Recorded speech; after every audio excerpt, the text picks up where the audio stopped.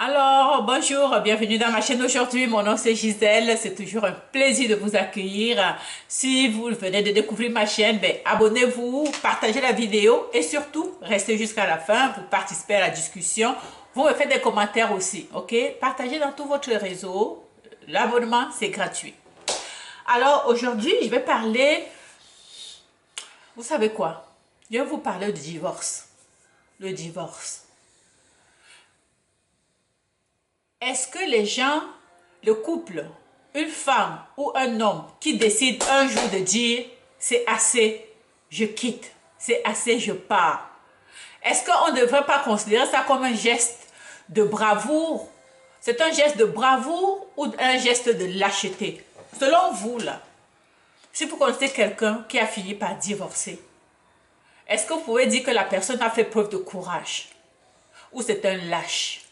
Est-ce qu'on doit rester à tout prix dans un couple sous prétexte qu'on va avoir le titre de femme mariée ou d'homme marié, sous prétexte qu'on a peur du regard des autres, sous prétexte que qu'est-ce que la famille va dire si je quitte mon mari?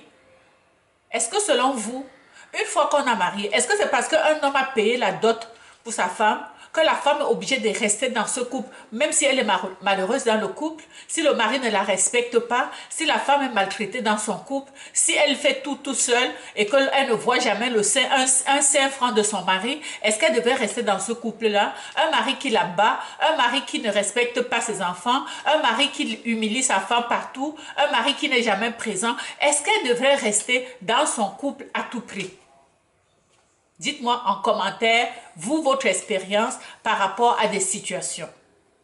Pourquoi un couple décide de se séparer? Il y a plusieurs raisons. Vous savez quoi? On ne se lève pas du jour au lendemain et on dit on va divorcer. Souvent, vous allez voir des couples qui sont mariés depuis des années. Après 25 ans, 30 ans, même 40 ans, la femme divorce. Et on dit...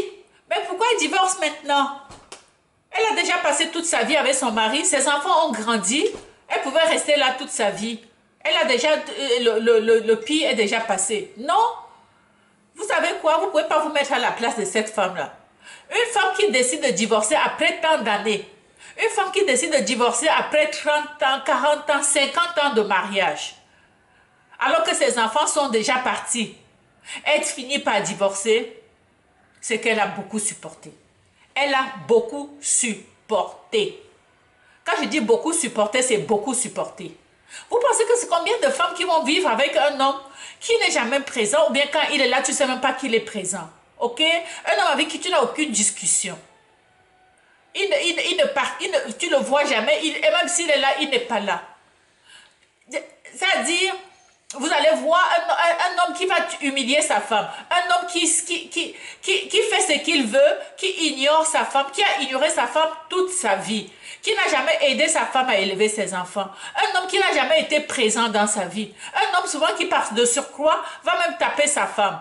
Et elle a enduré parce qu'elle ne voulait pas que ses enfants grandissent sans leur père. Et même si ce père-là qui n'était même pas présent, mais elle va endurer, elle va oublier son amour propre pour élever ses enfants. Elle va rester dans le couple juste pour donner le statut entre guillemets de femme mariée ou bien de parents conformes entre guillemets encore, parce qu'elle ne veut pas que ses enfants soient stigmatisés à l'école. Alors c'est pour ça que cette femme-là, quand les enfants grandissent, elle se dit je n'ai plus aucune raison. Avec cet homme, on ne s'est jamais parlé. Il n'y a pas de communication. Il n'y a pas de communication. Pourquoi je vais rester? Elle se dit, même si je dois encore vivre 5 ans et 5 ans toute seule, tranquille et profiter de ma vie, oui, je le ferai. C'est ça qu'elle se dit et elle part. Et elle part et de grâce, s'il vous plaît, si vous connaissez une femme dans votre environnement, vous avez votre tante, vous avez votre mère, vous avez votre sœur, qui, après autant d'années, elle finit par partir, ne commencez pas à lui jeter la pierre.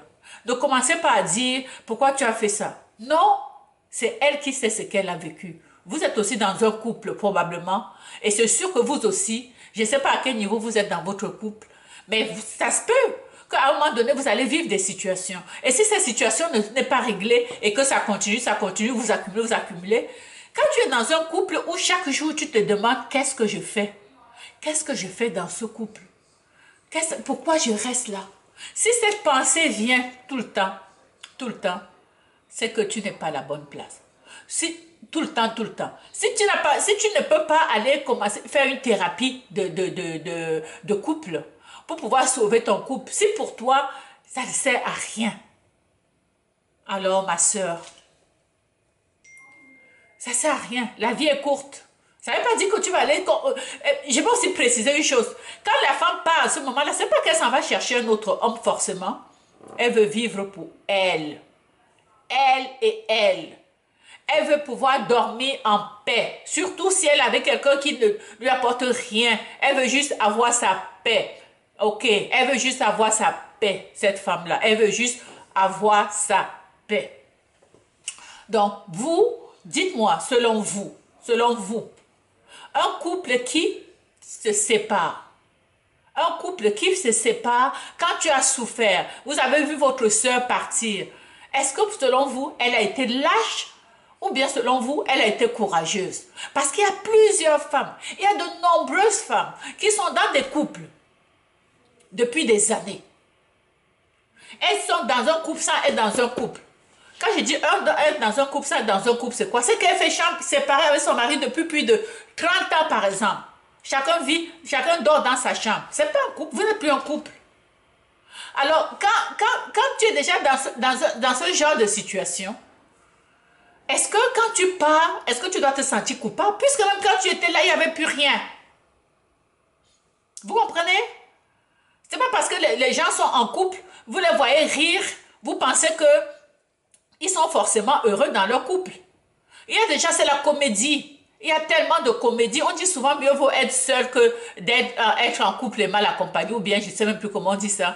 Donc écrivez-moi en commentaire comment on dit ça encore. Mais ce que je veux vous dire, c'est que est-ce que ça sert à quoi de jouer la comédie, de faire semblant d'être heureux dans un couple, quand le couple n'est même pas un couple? Chacun dort dans son lit depuis des années. Il n'y a pas de rapprochement. Vous êtes là, vous dites que vous êtes un couple. Un couple de quoi? Vous êtes un couple de quoi? Vous trompez qui? Vous vous trompez vous-même. Vous vous trompez vous-même. Arrêtez de faire semblant. Arrêtez la comédie. Arrêtez votre comédie. Soyez vous-même. Ayez le courage de dire that's it. Finish is finish. Vous ne devez rien à personne. Juste à vous-même. Arrêtez de vous mentir vous-même. On a une seule vie. Une seule. Ok? Et arrêtez de commencer à insulter les gens qui ne sont pas en couple. Commencez à leur dire qu'elle n'a pas trouvé de mari et tout. Alors que vous-même qui êtes marié, vous n'êtes même pas marié. Vous pouvez me dire si vous êtes marié, si vous êtes avec votre mari. Combien de fois, la dernière fois que vous avez fait l'amour à votre mari, c'était quand? Répondez à la question. Répondez en question. Répondez, faites-moi des commentaires là-dessus. La dernière fois que vous avez dit, oh, une chance que j'ai un vrai mari. Dites-moi en commentaire. Alors, donc ça, c'était aujourd'hui. Je voulais vraiment vous amener à vous questionner. Hein. Je lance un débat ici et je veux quand même aussi, à travers cette vidéo, vous donner le courage. Vous donner le courage de prendre certaines décisions sans avoir peur de personne. Vous ne devez rien à personne. Vous avez une seule vie. Une seule vie. Faites par rapport à vous, pas par rapport à ce que ma tante, par rapport à ce que mon père, par rapport à ce que ma mère va dire. Votre mère, elle ne va rien dire. Votre père ne va rien dire parce que ce n'est pas votre mère, ce n'est pas votre frère qui vit dans le couple, tous les problèmes que vous traversez. Ce n'est pas vos parents, ce n'est pas vos membres, les membres de famille qui sont en train de subir tout ce que vous subissez dans un couple, nuit après nuit, jour après jour. C'est vous seul et rien que vous, personne d'autre. N'ayez peur de personne. Assumez-vous.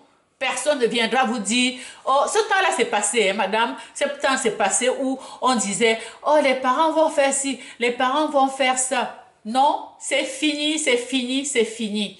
Prenez votre responsabilité et assumez-vous. Ne vous laissez pas ne vous laissez pas maltraiter dans un couple sous prétexte que si vous partez, on va dire que vous avez divorcé, on va commencer à dire que oh tu es venu quand je te donnais l'argent, tu pars maintenant parce que je n'ai plus d'argent. Ça, ce sont des arguments qu'ils vont souvent dire pour que vous vous sentez coupable et que vous restez dans un couple où on vient vous violer même parfois alors que vous n'avez même aucune envie, hein, tout simplement parce que vous voulez juste dire ok, fais-le et pars. Non, madame, non, mes chères sœurs, ne vous laissez pas berner, ne vous laissez pas manipuler.